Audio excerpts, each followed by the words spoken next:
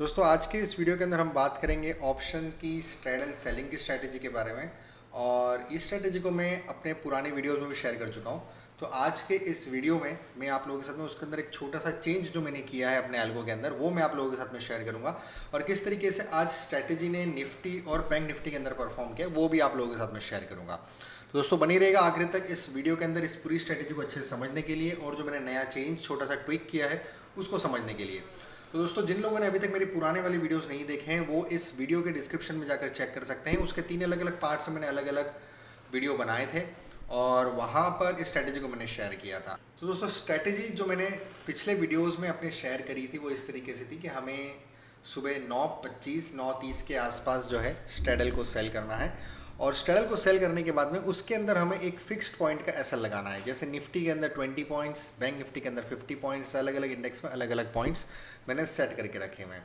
उसके बाद में जब भी किसी भी लेग का चाहे वो कॉल हो चाहे पुट हो उसका जब एसएल हिट होता है तो हमें जिस समय एसएल हिट होता है उसके बाद में एक फिक्स्ड इंटरवल पे हमको वेट करना है। मान लीजिए 5 मिनट 10 मिनट या 15 मिनट के इंटरवल पे हमको वेट करना है।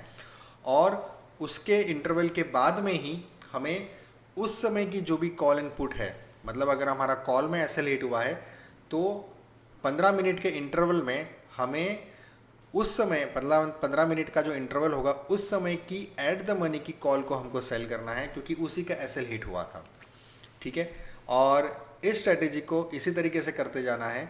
अगर पुट के अंदर एसएल हिट हो जाता है तो पुट के अंदर भी यही प्रोसेस हमको फॉलो करना है। जब मैंने पिछली बार इस वीडियो को बताया था, स्ट्रैटेजी को बताया था, तो मैंने कहा था कि अगर किसी भी लेग का एसएल हिट होता है तो दूसरे लेग का एसएल भी हमको मॉडिफाई करना है। लेकिन अब मैंने छोटा सा ट्विक ये किया है कि दूसरे तरफ का एसएल हमको मॉडिफाई नहीं करना, क्योंकि उसमें क्या हो रहा है दोस्तों, अगर हम दूसरी तरफ का एसएल भी दूसरे लेग का एसएल भी अगर हम मॉडिफाई करते हैं तो उससे हमारे नंबर ऑफ एसएल ऑर्डर्स ज़्यादा बढ़ जाते हैं और हमारी प्रॉफिट की प्रोबेबिलिटी जो है वो कम हो जाती है। इसलिए मैंने अपने एल्गो के अंदर उस सिनेरियो को अभी तक इनकॉर्पोरेट नहीं किया है। हम सिर्फ और सिर्फ जिस लेग का एसएल हिट होता है उसी लेग की वापस एक फिक्स्ड इंटरवल के बाद में उसकी एट द मनी की लेग को हम सेल करेंगे। तो सिंपल सी स्ट्रैटेजी है। इसको 3:20 पे ऑटो स्क्वायर ऑफ पे डाल देंगे, मतलब 3:20 पे एल्गो जो है उसको पूरी तरीके से स्क्वायर ऑफ कर देगा।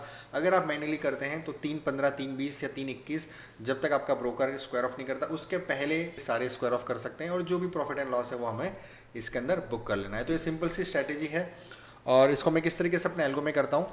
तो ये एक एल्गो का सिंपल सा टूल मैंने बना के रखा हुआ है। यहाँ पर मैं लॉगिन करता हूँ, यहाँ पर लॉगिन के बटन से मैं लॉगिन करता हूँ। जैसे अब मैंने इस टूल को अलाइस ब्लू और अपस्टॉक्स दोनों के अंदर एक्टिवेट करके रखा हुआ है। फायर्स के अंदर भी मैं इसको जल्दी एक्टिवेट करूँगा और फिर शायद जीरोधा के अंदर मैं इसको एक्टिवेट कर दूंगा। तो यहाँ पर अलाइस ब्लू में मैं लॉगिन करता हूँ। तो लॉगिन करने के बाद में जब मैं सक्सेसफुली लॉगिन हो जाऊंगा तो इस तरीके से मुझे सेटअप आ जाता है। और यहाँ पर मैं डिफाइन करूँगा कि मुझे कौन से इंडेक्स के अंदर इस स्ट्रैटेजी को रन करना है, फिर कितने लॉट्स के साथ में मुझे रन करना है। ये मुझे 10 तक दिख रहा है लेकिन आप लोगों को दोस्तों ये सिर्फ 3 लॉट तक दिखाई देगा।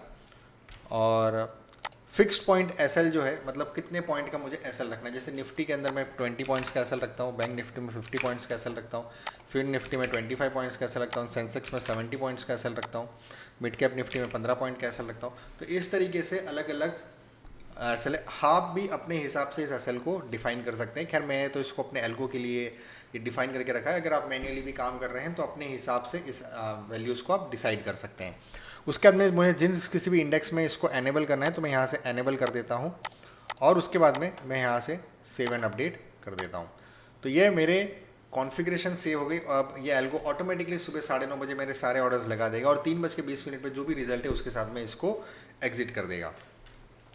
अब अगर मैं आज के दिन की बात करूं दोस्तों तो यहाँ पर ये अलाइस ब्लू के अंदर मैंने इसको निफ्टी के अंदर रन किया था। तो यहाँ पर आप देख सकते हैं टोटल 18 ऑर्डर्स हैं, 18 में से 2 ऑर्डर्स कैंसल्ड है, मतलब टोटल 16 ऑर्डर्स लगे हुए हैं। ठीक है।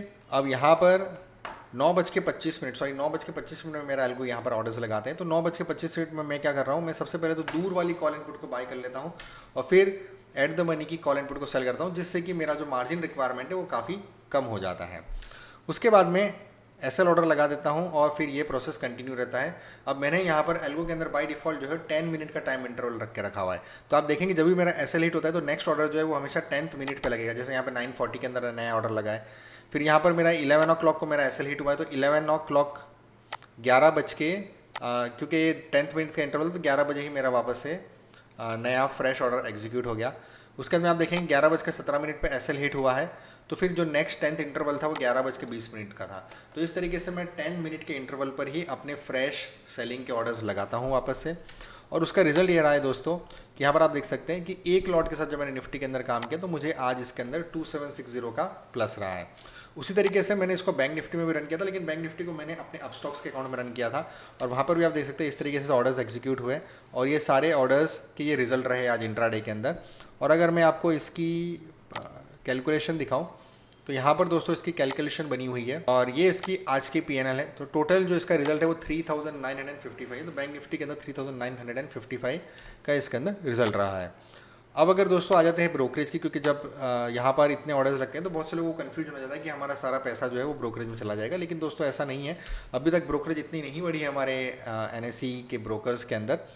तो यहाँ पर जैसे मैं एलाइस ब्लू के अंदर काम कर रहा हूँ तो यहाँ पर आप देखेंगे मैंने यहाँ पर टोटल 18 ऑर्डर्स में से 2 ऑर्डर तो मेरे कैंसिल हो गए, तो टोटल 16 ऑर्डर्स मैंने यहाँ पर लगाए हुए हैं। 16 ऑर्डर्स जो है वो मेरे कंप्लीट हो रहे हैं और यहाँ पर आप देखेंगे 16 ऑर्डर्स का मतलब होता है कि 8 जो ऑर्डर्स हैं वो बाय के हैं और 8 ऑर्डर्स जो है वो सेल के हैं। ठीक है, अब इसके बाद में 8 बाय और 8 सेल के ऑर्डर्स हैं, मतलब टोटल मेरे 8 पेयर्स ऑफ ऑर्डर्स एग्जीक्यूट हुए। तो यहाँ पर मैं ब्रोकरेज कैलकुलेटर में जाऊँगा एलाइस ब्लू के, यहाँ पर मैं सिलेक्ट करूँगा ऑप्शंस और एनएससी के अंदर मैं काम कर रहा हूँ। मान लीजिए मैंने एक हायर एंड रखा है क्योंकि निफ्टी के अंदर मैं काम कर रहा हूँ, तो 200 रुपये की ऑप्शन है, सेलिंग प्राइस 200 रुपये की है और जो लॉट साइज़ है, जो लॉट से मैं एक लॉट के अंदर काम कर रहा हूँ, तो यहाँ पर मैं क्वांटिटी जो है वो टोटल 75 क्वांटिटी के साथ मैं काम कर रहा हूँ। तो यहाँ मैंने 75 मेंशन कर देता हूँ। अब आप देखिए यहाँ पे टोटल दोस्तों मुझे जो ब्रोकरेज है वो 40 रुपीज़ लग रही है और ये एक लॉट की मैं बता रहा हूँ, मतलब एक लॉट बाइंग और एक लॉट सेलिंग। तो इस तरीके से मेरे 8 लॉट बाय हुए और 8 लॉट सेल हुए और फिर यहाँ पर एक्सचेंज ट्रांजेक्शन चार्जेस और ये सब मिला के मेरा टोटल चार्जेस जो है वो 61.74 है। मतलब अगर मैं एक लॉट बाय और सेल करता हूँ तो मुझे 61 रुपीज़ का खर्चा आएगा। उसी तरीके से यहाँ पर मैंने टोटल 8 लॉट्स के साथ में काम किया, 8 लॉट्स बाय किए, 8 लॉट सेल किए हैं। तो 8 × 61.74 करूँगा तो मुझे यहाँ पर तकरीबन 493 रुपीज़ का एक्सपेंस आएगा, मतलब 500 रुपये का मुझे मोटा मोटी एक्सपेंस होगा।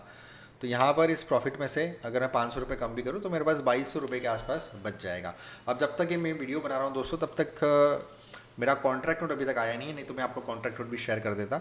अब इसके अंदर दोस्तों अगर हमको मनी मैनेजमेंट कॉन्सेप्ट अप्लाई करना है तो हम उसके लिए थोड़ा एक्स्ट्रा फंड्स हमको रखना होगा और मनी मैनेजमेंट कॉन्सेप्ट में इस तरीके से अप्लाई कर सकते हैं कि मान लीजिए किसी पर्टिकुलर डे को हमें इस स्ट्रेटेजी के अंदर लॉस हो जाता है तो हमें अगले दिन जो है इस क्वांटिटी को बढ़ा देना है। मतलब आज मैंने अगर 1 लॉट के साथ में काम किया तो कल 2 लॉट के साथ में काम करना है, कल भी लॉस होता है 2 लॉट के साथ में तो फिर मुझे इसको 3 लॉट या 4 लॉट में कर देना है, फिर उसके बाद में भी लॉस होता है तो अगले दिन मुझे इसकी क्वांटिटी बढ़ा देनी है। तो ये एक प्रोसेस है करने का। इसमें एक दूसरा प्रोसेस भी हम अप्लाई कर सकते हैं जिसको परोली सिस्टम कहते हैं, वो मैं आपको एक अगले वीडियो के अंदर बताऊंगा, किसी और वीडियो में परोली सिस्टम में समझाऊंगा। वो भी एक मनी मैनेजमेंट का एक तरीका है, तो उसको भी हम यूज़ कर सकते हैं इस स्ट्रेटेजी के अंदर। और अगर हमको मनी मैनेजमेंट नहीं करना है, इसी को सिंपल तरीके से काम करना है, हमारे पास में फंड्स का शॉर्टेज, हम एक लिमिटेड फंड्स के साथ में ही काम करना चाहते हैं, तो फिर यहाँ पर हमको कोई मैनेजमेंट नहीं करना है। हम सिर्फ एक लॉट के साथ में या प्री डिफाइंड लॉट जो हमने डिसाइड करके रखा है उतने ही लॉट्स के साथ में हम इसके अंदर रेगुलरली रोज़ एवरीडे काम कर सकते हैं। तो ये तो हो गया दोस्तों मनी मैनेजमेंट के ऊपर। अब अगर मैं बात करूँ कि इसके अंदर मार्जिन कितना चाहिए, तो दोस्तों किसी भी इंडेक्स, अब क्योंकि लॉट साइज बढ़ चुकी है तो हम यहाँ पर सबसे पहले तो हेजिंग करके अपनी मार्जिन को रिड्यूस कर रहे हैं, लेकिन फिर भी क्योंकि हमने हेज किया हुआ लॉट साइज बढ़ चुकी है, अब फुल मार्जिन लगता है। टोटल अप्रॉक्सीमेटली हमको 1,20,000 कभी लगते हैं, कभी 1,25,000 लगते हैं, कभी 1,30,000 लगते हैं। तो अगर मैं एक रफली कहूँ तो हमें करीब करीब इस स्ट्रेटेजी के साथ में अगर काम करना है, चाहे आप मैन्युअली भी काम करें, जिस तरीके से भी काम करें, तो पर इंडेक्स के हिसाब से, पर लॉट के हिसाब से हमारे पास में 1.5 लाख रुपए का मार्जिन होना चाहिए, तब जाके हम इस स्ट्रेटेजी को फ्रीली अच्छे से एग्जीक्यूट कर सकते हैं। आप इस स्ट्रेटेजी को चाहें तो मैन्युअली भी कर सकते हैं और आप चाहें अगर आप प्रोग्रामिंग जानते हैं तो आप प्रोग्रामिंग के थ्रू एल्गो भी डेवलप कर सकते हैं या किसी प्रोग्रामर को हायर करके एल्गो भी डेवलप कर सकते हैं। अगर आपको इसके बारे में और जानकारी चाहिए तो आप मुझे स्क्रीन पर दिए हुए नंबर पर व्हाट्सअप कर सकते हैं। तो चलिए दोस्तों, उम्मीद करता हूँ इस वीडियो से काफ़ी सारा कुछ आपको सीखने को मिला होगा, काफ़ी कुछ इंसाइट्स मिले होंगे। अगर आप इस स्ट्रेटेजी को मैन्युअली यूज़ कर रहे हैं और अगर आपके कुछ रिव्यूज़ है, कुछ फीडबैक्स है, तो इस वीडियो के कमेंट सेक्शन में ज़रूर बताइएगा। नेक्स्ट वीडियो में फिर किसी और टॉपिक के ऊपर आप लोगों के साथ में आऊँगा दोस्तों। तब तक के लिए जय हिंद, जय भारत।